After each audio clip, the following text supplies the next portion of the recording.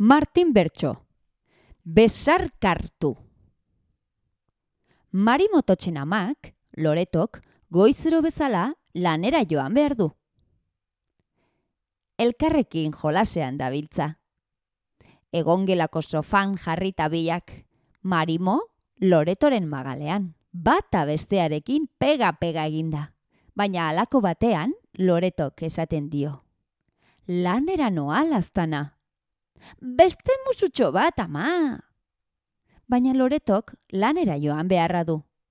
Naiz eta Marimok gehiago eskatu. Besarkatu! Martin Bertsok orduan. Eman edo hartu.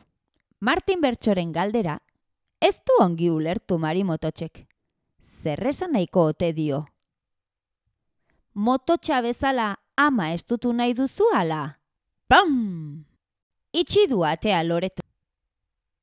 Martin Bertso eta Marimototx biak gelditu dira bakarrik.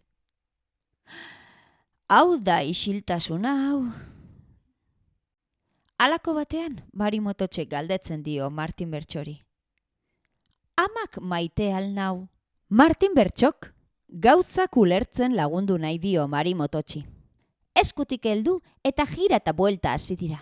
Maitasuna ez da daukazuna. Eta hala jarraitzen du Martin Berrek.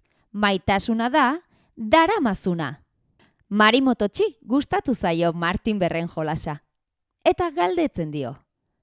Baina zer da maitatzea? Eta hemen Martin Berren adibide ezberdinak. Eskainiz? Eskatzea? Gustatu zaio Marimototxi erantzuna. Baina badira gehiago. Eta lotuaz, askatzea! Marimototxek asko ikasten du Martin Berrekin. Eta dantzan jarraitzen duten bitartean. Hala esaten dio Martin Bertsok.